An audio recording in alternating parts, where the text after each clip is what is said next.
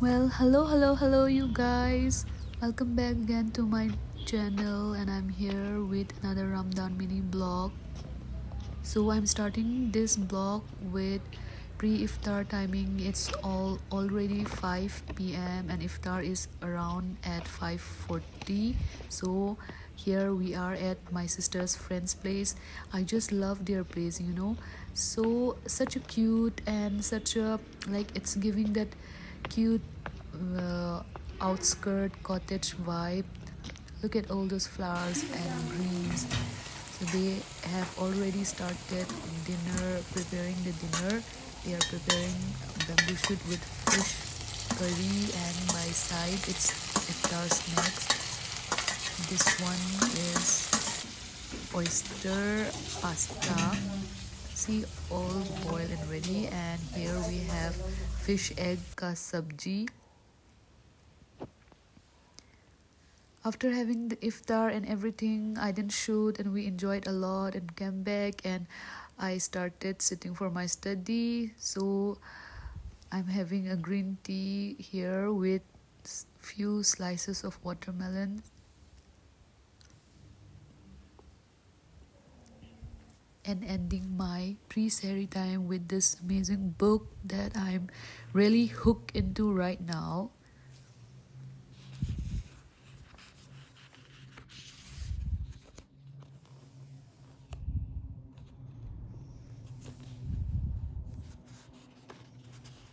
With the same habits, you will end up with the same results, but with better habits, anything is possible.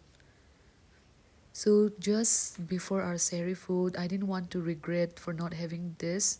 So, I was keeping myself busy with this chocolate Belgian waffle with strawberry combo. Oh my god, so good. This was a leftover from my sister's birthday.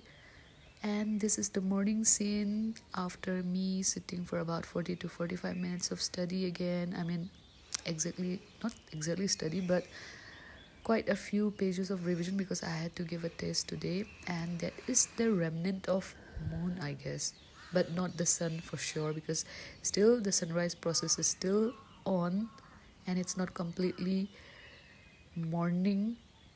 Like, it's a very very early morning. You guys can see the lights are still on in some of the houses. It was a gradual evolution, a long series of small wins and tiny breakthroughs. The only way I made progress, the only choice I had, was to start small. And sleep time. Good night. Next day, just after iftar, I'm here arranging all the flowers that my sister got on her birthday from friends. She was too busy to, like, I don't know, maybe I can say she's too lazy to arrange all these. She's not totally into these things. So I wanted to help her, and believe me guys, those flowers are a bunch of so many hundreds of flowers. I don't know, I really didn't count, but those are so many that I had to cut it and make it and arrange it. Like, it took me half an hour at least. And our snacks drawer, this mini drawer we have reserved for all the snacks and everything. And I want to sit for study again. Like, not again, I have been sleeping for about 2.5 hours just after iftar, and I just woke up and I wanted to have a snack, and I could find this drink, like this malmina this malmina D drink is kind of like a vitamin drink that you can have, like like in spite instead of caffeine or any like any caffeine drinks, you can replace this with I mean, you can replace the caffeine with this drink.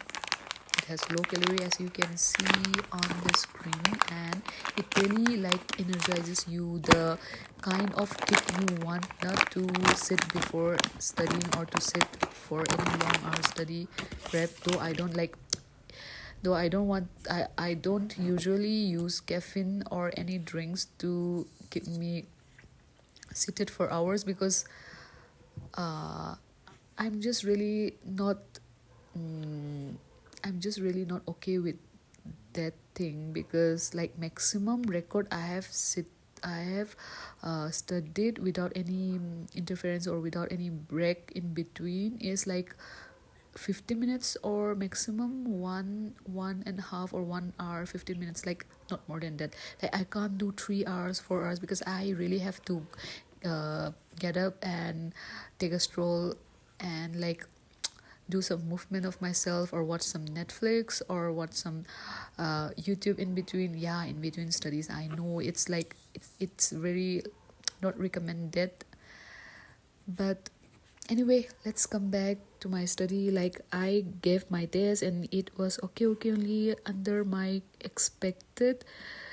So like kind of making me remind myself that I still need to work really hard. And I was started to go into my flow, but in between, like I get distractions very easily, and I get carried away, and I get this overconfidence kind of feels that I can do whatever and still have time. And if not that result, then I can manage with any result. What's the big deal in that, like exam hit to hey kind of thing na.